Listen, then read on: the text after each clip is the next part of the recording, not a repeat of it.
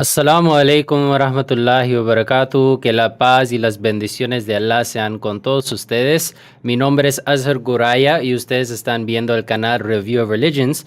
Hoy tenemos un programa especial donde hablaremos acerca del peregrinaje en las tres religiones abrámicas en el mundo y la importancia que juega en estas tres religiones. En representación del judaísmo tenemos el rabino Fischel Slagen. Fischel, muchas gracias por estar aquí con nosotros hoy. Gracias a ustedes por la invitación. De nada. Rabino Fischel es rabino y doctor en filosofía con postdoctorado en bioética y es además director de Amia Cultura. Además, tenemos el placer de tener el sacerdote Carlos White. Señor Carlos, mucho gusto y gracias por estar aquí con nosotros hoy. No, el gusto es mío y como dijo el rabino, gracias a ustedes por la invitación. De nada. Sacerdote Carlos White es sacerdote y es la persona responsable del Arzobispado de Buenos Aires para el diálogo interreligioso. Y también tenemos el gusto de tener con nosotros Imam Marwan Gel. Imam Marwan, ¿cómo está? Muchas gracias por estar aquí. Assalamu alaikum y muchísimas gracias por la invitación. De nada. Imam Marwan Gel es imam y presidente de la comunidad musulmana Ahmadiyya en Argentina y además coordinador de Review of Religions, la revista en Sudamérica. Pues para empezar con el programa, el peregrinaje obviamente es una acción con mucho simbolismo, con mucha importancia en muchas religiones del mundo, ¿no? Pero obviamente la mayoría de las personas en el mundo autoidentifican como seguidores de una de estas tres religiones abrámicas en el mundo.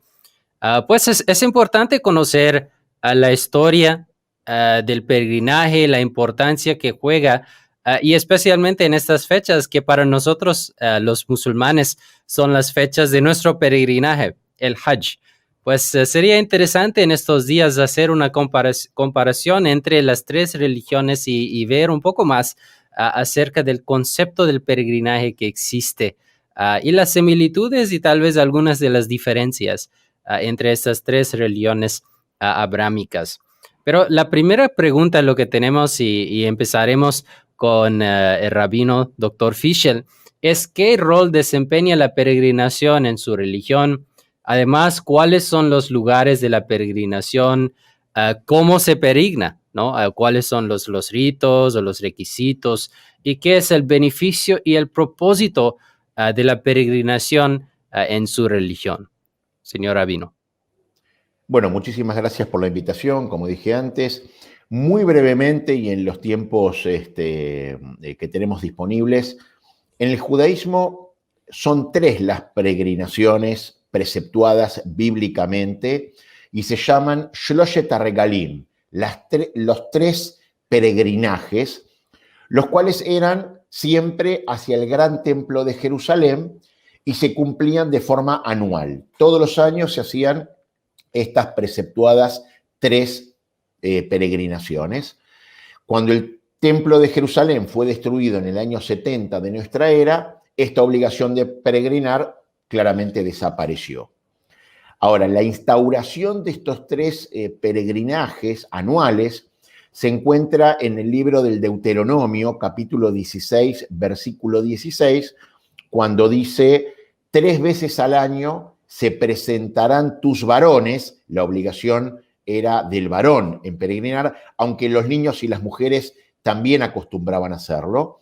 Decía, 3 veces al año se presentarán tus varones delante del Eterno tu Dios en el lugar que Él escoja. Esto era en el gran templo de Jerusalén. Y luego prosigue, en la festividad del pan ácimo, así llamado Pesaj, en la festividad de Shavuot y en la festividad de Sukkot, y no se aparecerá vacío en presencia del Eterno. Es decir, estas tres peregrinaciones están ligadas siempre a Jerusalén, como también a las estaciones del año. Es decir, aunque rememoran hechos de la tradición, también recuerdan tiempos agrícolas. Básicamente estas tres peregrinaciones prescritas en la ley judía, como dije antes, eran Pesaj o Pascuas, Shavuot, o llamado también fiesta de las semanas, que son 7 semanas luego del segundo día de Pesaj, y Sukkot, o también llamado fiesta de las cabañas o festividad de los tabernáculos. En primer lugar, la celebración de Pesaj, la cual está preceptuada en el Levítico 23, celebra la salida de Egipto, la salida de la esclavitud de Egipto, y comienza el 15 del mes hebreo llamado Nisan, y dura 7 días u 8 en la diáspora. En el mes del calendario gregoriano generalmente cae entre marzo y abril. La fecha no es exacta, sino que es variable, ya que justamente el calendario judío es lunar, aunque suele y siempre coincidir con la llegada de la primavera. Luego habíamos dicho que también el segundo peregrinaje era en la fiesta de Shavuot, también instaurada en el Levítico 23, y en la cual se celebra 7 semanas después del segundo día de Pesaj, conmemorando la entrega de la ley a Moisés, y que coincide con la época también en la que se recogen los primeros frutos. Es decir, era costumbre hacer ofrendas en el gran templo de Jerusalén, las ofrendas de las primicias, es decir, las primeras cosechas. Y por último tenemos la tercera festividad, donde se hacía justamente el tercer peregrinaje preceptuado, que es la fiesta de Sukkot, también instaurada en el Levítico 23, y es la llamada fiesta, como dijimos, de las cavernas, perdón, fiesta de los tabernáculos o fiesta de las cabañas, y en donde se conmemoran las vicisitudes que pasó el pueblo judío durante los 40 años que duró su travesía en el desierto antes de ingresar a la tierra prometida, a Israel. Se da Sukkot generalmente a comienzos del otoño, siempre hablando del hemisferio norte, claro está, y tal como las otras dos festividades, siempre convocaban a todos los habitantes de Israel a que se reunieran en Jerusalén. Como podemos comprobar, el origen de las peregrinaciones judías se remontan al momento fundador de la nación judía, ¿no? La salida de Egipto, la marcha por el desierto, ¿no es cierto? Y la entrega de la ley, ¿no? En el desierto, que es lo que hace de esa comunidad una nación. Las peregrinaciones culminaban en el gran templo de Jerusalén, en donde se presentaban distintas ofrendas a Dios.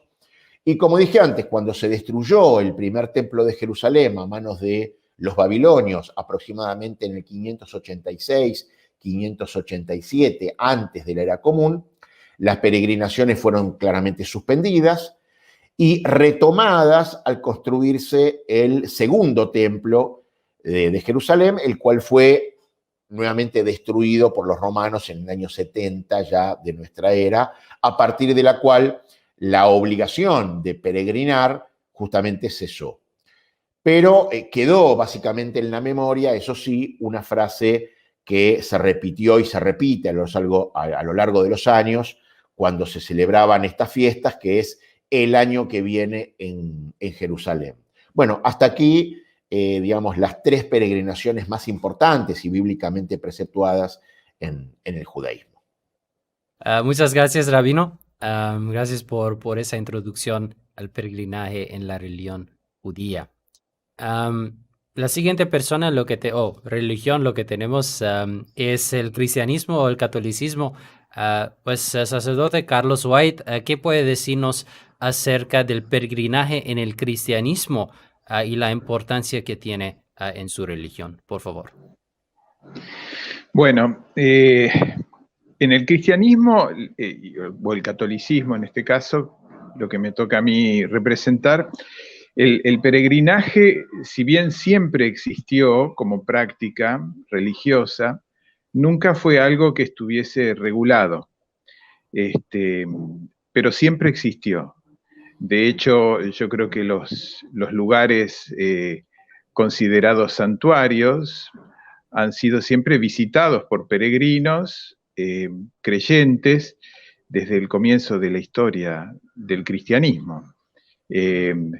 Por ejemplo, Jerusalén, por ejemplo, Roma, En la Edad Media el lugar más famoso fue Compostela, Santiago de Compostela, donde la gente espontáneamente se organizaba para ir caminando hacia el santuario. Creo yo que herederos de la tradición tanto judía como de otras religiones, se adopta el peregrinar como una expresión religiosa, como un modo de oración, un modo de veneración y de adoración a los lugares santos. Lugares que por otro lado es la misma gente la que los va, digamos, designando como tales. Por ejemplo, en América Latina, que es más cercano a todos nosotros, los santuarios marianos, los santuarios dedicados a la Virgen María, son lugares donde la gente, la religiosidad de la gente los ha ido designando como lugares de peregrinaje. En nuestro caso, en Argentina, el santuario de la Virgen de Luján, o en el norte, la Virgen del Valle, la Virgen de Itatí. En Salta hay una peregrinación que se da todos los años, que concurre una cantidad muy grande de gente, que es la del Señor del Milagro y la Virgen del Milagro en el mes de septiembre. Me tocó estar y participar también en México, en Guadalupe, donde concurre una enorme cantidad de gente. Lo que yo podría decir, digamos, insisto en esta idea, que son lugares donde es la misma religiosidad de la gente las que los va eligiendo, por así decirlo. Y se va haciendo un fenómeno de religiosidad popular. No tanto porque esté regulado desde las autoridades, desde la jerarquía de la iglesia, sino que la gente los toma y concurren, y la peregrinación forma parte de la expresión de la fe hacia Dios en última instancia, pero por mediación de la Virgen María o de algún santo o el mismo Jesús. Es un fenómeno que está relacionado a lo que significa el santuario para una religiosidad cristiana, católica, ¿no? Un santuario como un templo, pero cargado de un significado y de un valor, yo diría como un plus, ¿no? Tiene como un plus de significado, que no es cualquier templo. Es un lugar de encuentro masivo de la gente, donde Dios se manifiesta y donde la gente va a expresar su fe. Muchas gracias, sacerdote, para esta explicación acerca del peregrinaje en el cristianismo y el catolicismo. La siguiente religión que tenemos es el Islam. Imam Marwan Gil, ¿qué puede decirnos acerca del peregrinaje en el Islam, su rol y su importancia para los musulmanes? Assalamu alaikum, la paz sea con ustedes. Justo en esos días estamos pasando o atravesando por las fechas de la peregrinación, y es el evento más significado, el evento más importante, también con una relevancia al nivel internacional. Incluso en tiempos de la prepandemia, más o menos, o cerca de 2.5 millones musulmanes hacen la peregrinación cada año durante esa fecha. Y la peregrinación a Meca es en el Islam denominada Hajj. Y Hajj es uno de los 5 pilares de la religión Islam. El profeta Mohammed, la paz sea con él, el fundador del Islam, él mismo aclaró y asignó la peregrinación a Meca un mandamiento obligatorio para cada musulmán, sea hombre o mujer, y explicó que al menos una vez en su vida un musulmán tiene que realizar este viaje y cumplir tal ritual. Sin embargo, ese mandamiento, la peregrinación de Hajj, es un mandamiento condicional, que quiere decir que hay ciertas condiciones. Si uno cumple con tales condiciones, entonces él luego tiene o tiene que cumplir ese viaje, y si no cumple con tales condiciones, entonces el mandamiento del peregrinaje no es obligatorio para él. Por ejemplo, si uno, por ejemplo, no tiene los recursos económicos, no puede pagar su viaje hasta Meca, o por ejemplo, no tiene la salud para peregrinar, para viajar, o por ejemplo, como hoy en día, que no encontramos una situación segura para viajar, por ejemplo, ahora la pandemia.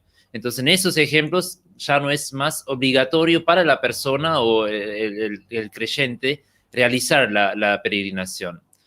Pero si uno cumple con los requisitos, entonces uno tiene que al menos una vez en su vida, durante el último mes del calendario islámico, que es el mes Zulhajj, y entre la fecha 8 y 13, tiene que realizar ese ritual.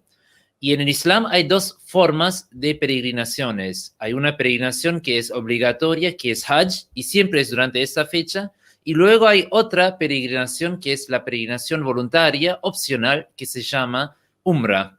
Umrah es, en general, es casi el mismo ritual, las mismas costumbres, las mismas prácticas como durante el Hajj. La única diferencia es que Umrah no es algo obligatorio y se puede hacer durante cualquier fecha, durante el año, y Hajj tiene fechas precisamente definidas.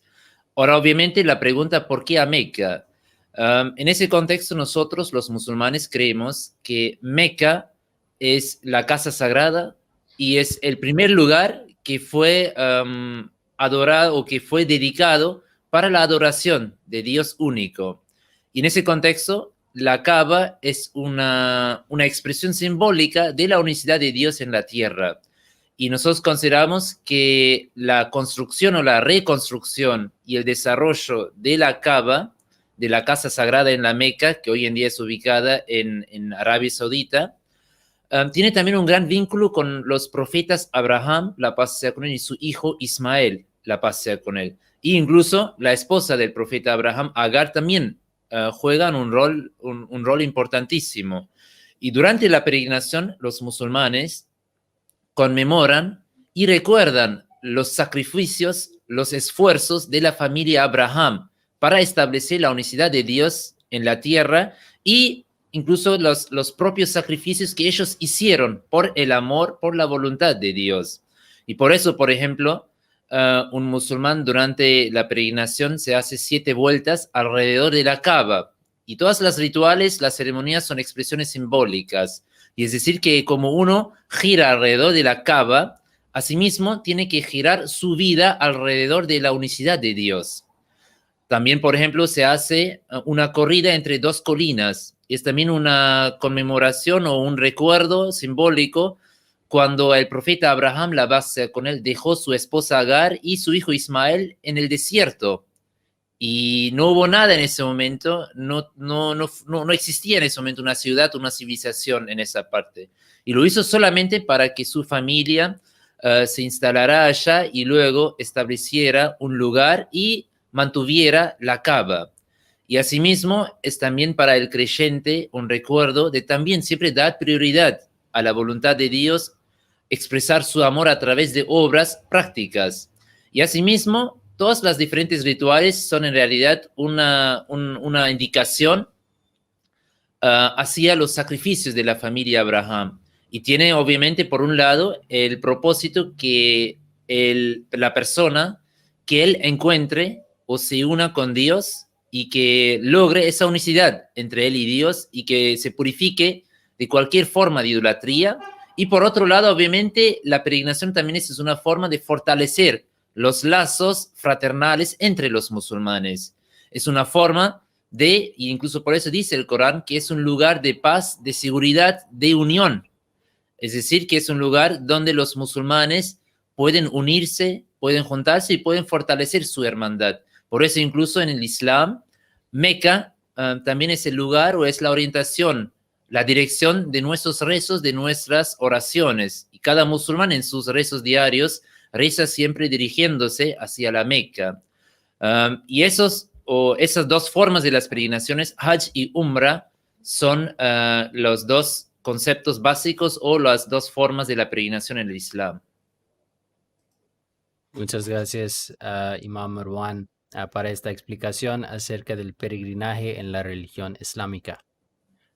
La segunda pregunta, lo que tenemos para todos ustedes líderes religiosos, es que ¿cuáles son los lugares sagrados en su tradición religiosa? Pues ya hemos hablado acerca de los lugares importantes en cuanto a el peregrinaje en sus religiones, pero seguro que, o probablemente, hay otros lugares también sagrados que tal vez no son como puntos de peregrinaje, sin embargo, todavía tienen una importancia en su religión.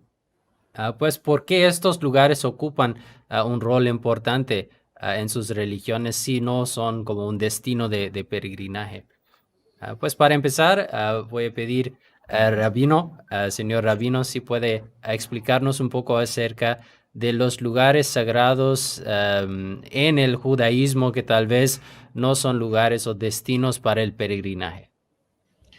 Sí, a ver, vale la pena en principio una aclaración que en el judaísmo no hay lugares sagrados. Lo único sagrado en el término más pleno de la palabra es Dios, ¿no es cierto? Y todo lo demás son cuestiones profanas. Es decir, nosotros tenemos lugares muy importantes que guardan cierta santidad, pero no son sagrados porque la sacralidad es un atributo solamente referido a Dios. Entonces, si hablamos de lugares importantes o que resguardan cierta santidad, por lo general son 5 los más importantes. Desde ya la tierra de Israel en su conjunto, ¿no es cierto? Dado que los judíos rezamos en dirección a Jerusalén, e incluso en las bodas se rompe un vaso recordando la destrucción del templo de Jerusalén, y hay ayunos, incluso ayer mismo justamente fue uno de los ayunos que se establecieron en conmemoración de la destrucción del gran templo de Jerusalén.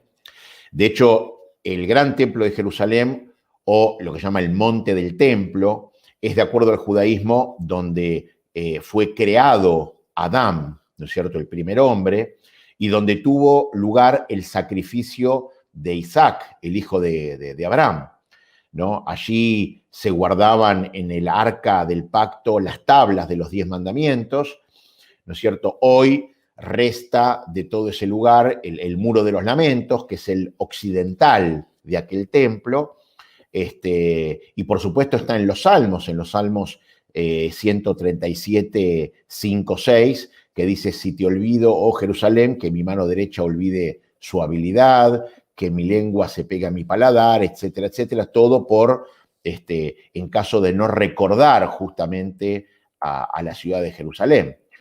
Otro de los lugares más importantes y concurridos es justamente la tumba de los patriarcas y matriarcas en la ciudad de Hebrón, ¿no? Que es el lugar de descanso de los patriarcas y, como dije, de las matriarcas bíblicas de Israel, excepto Rachel, que está sepultada en un lugar separado. Allí, en ese lugar, en Hebrón, llamado Meharat HaMachpelah, que quiere decir la cueva de las tumbas dobles, que fue comprada por Abraham, tal como se narra en el Génesis 23, están sepultados Abraham y su esposa Sará, su hijo Isaac, su esposa Rivka, su nieto Jacob y también una de sus esposas, Lea. También, según la tradición, Adán y Javá, es decir, Adán y Eva, también están enterrados en el mismo recinto funerario.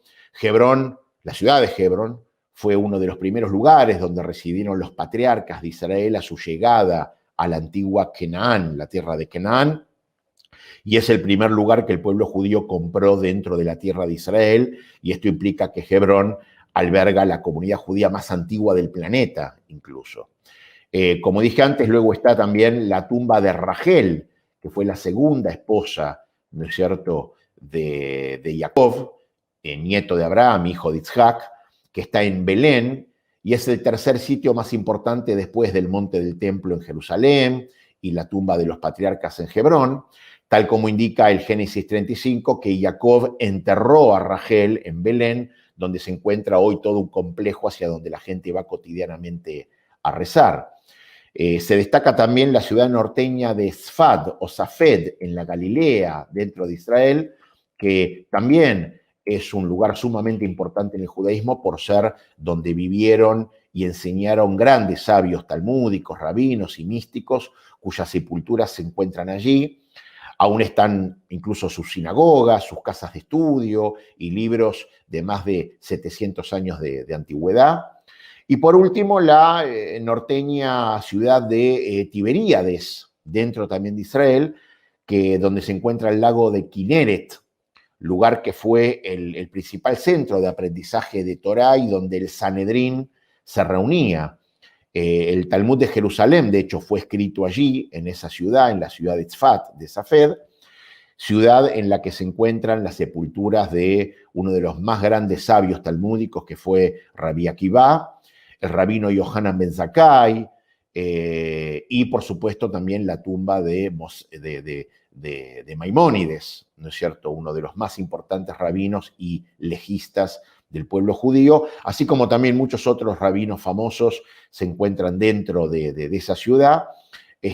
Según la tradición y la mística judía, la era mesiánica, de hecho, comenzará en Tiberíades.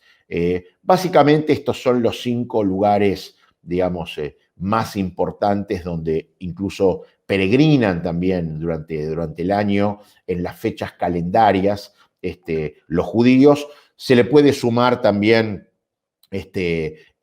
la tumba del rabino de Breslav, Nachman de Breslav, en Umán, en Ucrania, y así muchos otros lugares, pero básicamente estos son los 5 más importantes. Muchas gracias, Rabino. La misma pregunta para el cristianismo, sacerdote Carlos White. Otros lugares que tal vez no son destinos para el peregrinaje, ¿cuáles son y por qué son importantes? Sí, yo lo escuchaba el rabino recién. Yo creo que al cristianismo hay que entenderlo en una tradición judeo-cristiana, ¿no? Porque el centro de nuestra fe es Jesús, y Jesús era muy judío. Y toda la vida de Jesús fue en Israel, así que los lugares santos, nosotros los denominamos lugares santos, no tanto sagrados.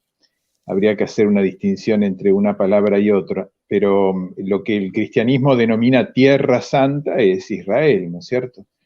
Así que todos los lugares donde vivió Jesús, donde dio la vida Jesús, donde para nosotros resucitó Jesús, es Jerusalén en primer lugar, pero también, bueno, Belén, Nazaret, el lago de Genesaret. Bueno, todos los lugares por donde pasó el Señor son lo que nosotros denominamos Tierra Santa. Por eso creo que al cristianismo hay que entenderlo muy entroncado en una tradición judeo-cristiana. Y después el otro lugar también muy importante para la fe cristiana y para la expresión católica específicamente es Roma. Roma tiene la particularidad de que ahí dieron la vida 2 quizás de las personas más importantes en el comienzo del cristianismo, que fueron Pedro y Pablo. Fueron los 2 santos fundamentales de la primera comunidad cristiana. Pedro como aquel que recibió el mandato de Jesús de ser el que anime y diríamos hoy coordine la actividad de esta nueva comunidad, y Pablo el que difundió por todo el mundo conocido la fe cristiana. Y los 2 murieron mártires en Roma. Entonces, la ciudad de Roma tiene ese valor simbólico de ser donde está la sangre de los primeros cristianos así fundamentales. Y para la fe católica, el templo principal es el templo de San Pedro, donde vive el Papa, ¿no? Que es el sucesor de Pedro. Y el templo de la Basílica de San Pedro tiene un altar principal, y el altar principal está construido sobre la tumba de Pedro. Eso es una expresión de lo que significa para nosotros la fe de Pedro. Cuando Pedro profesa fe en Jesús, los cristianos nos apoyamos en esa fe que profesó Pedro. Por eso ese lugar tiene tanto valor simbólico, ¿no? Un lugar también santo para nosotros. Por eso diría, por un lado Israel y por otro lado Roma. Muchas gracias, sacerdote, para esa explicación. Y ahora con el Islam, Imam Marwan Gil, ¿qué puedes decirnos acerca de los lugares importantes o sagrados en la tradición islámica? Sí, creo que antes de adentrarnos en esa pregunta, sería importante destacar que en el Islam nosotros cuando asociamos un lugar o atribuimos una importancia a un lugar, no significa que Dios esté físicamente en ese lugar o que ese lugar tenga algún impacto divino o sobrehumano o sobrenatural. Nosotros en Islam creemos que Dios es un ser, es el ser supremo, pero es un ser no corporal, no físico. Él está en toda la tierra, no está limitado hacia un lugar. Incluso no creemos que Dios esté físicamente en la Meca, sino que creemos que Dios está en el norte, en el sur, oeste, oeste. Pero hay ciertos lugares que tienen una importancia por su contexto histórico.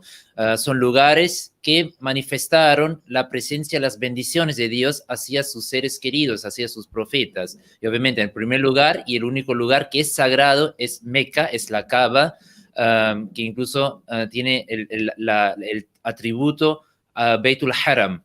Haram significa que hay ciertas cosas que son sagradas, por ejemplo, son prohibidas, por ejemplo, matar a alguien, incluso cazar en o alrededor de la Kaaba, son cosas prohibidas, especialmente, por ejemplo, también durante las fechas de la peregrinación. Aparte de Meca, tenemos otro lugar, o el segundo lugar más importante en el Islam, es Medina, que no es ahora un lugar de la peregrinación, pero tiene su importancia porque después de su migración de Meca, el profeta Mohammed, la paz sea con él, migró a Medina y ahí se estableció la primera sociedad musulmana y fue la sede del Islam y fue ahí también donde falleció el profeta Mohammed, la paz sea con él. Y ahí encontramos también la tumba del profeta Mohammed, la paz sea con él, y también la mezquita que él mismo construyó, que es la mezquita de Medina. Después, obviamente, en el Islam, también, que el Islam, también para aclararlo, que también consideramos que es una continuación del judaísmo. Por eso también, obviamente, tiene también Jerusalén una gran importancia y es considerada el lugar de los profetas, y considerado también un lugar importantísimo en el Islam. Y después tenemos, según las diferentes ramas en el Islam, tenemos también otros lugares que tienen una importancia. Por ejemplo, Karbala tiene una gran importancia para la colectividad o la rama chiita, porque ellos cada año incluso hacen una peregrinación o una forma de viaje a Karbala para conmemorar a Imam Hussein, que Alá se ha complacido con él, y cuando él fue asesinado como mártir en ese lugar. Después también, por ejemplo, para la comunidad musulmana Ahmadiyya, Qadian tiene también una gran importancia por la llegada del Mesías prometido, que fue una promesa de Dios y él fue enviado en los últimos días para reformar a los musulmanes y él nació en Qadian, un pueblo en la India. Pero principalmente, para resumirlo, para todos los musulmanes como colectividad en general, los dos lugares importantes son Meca y Medina. Muy interesante, ¿no? Como en las tres religiones hay conceptos diferentes acerca de qué constituye un lugar sagrado e importante en algunos lugares. Desde mi perspectiva, parece que derivan los lugares sagrados desde los libros sagrados. En otros casos, como el sacerdote mencionó, es la misma religiosidad de las personas que van eligiendo algunos lugares, marcándolo como lugares de peregrinaje. Y en el Islam, como Imam Marwan mencionó, dos lugares destacados, ¿no? En diferentes tiempos, hasta Umrah y Hajj. Pues esto nos lleva al final de nuestro encuentro y este programa. Me gustaría agradecer a ustedes tres por su participación, por compartir esta información tan valiosa con nosotros y con nuestra audiencia. A toda nuestra audiencia, muchísimas gracias por su tiempo. No olviden seguir nuestro canal en YouTube, Review of Religions, y nuestra página en Facebook, la revista Review of Religions. Seguimos actualizando nuestras páginas con información, con videos, con artículos, todo relacionado con el concepto de religión en nuestro mundo de hoy. Muchas gracias otra vez a ustedes tres y hasta la próxima. Assalamu alaikum wa rahmatullahi wa barakatuh.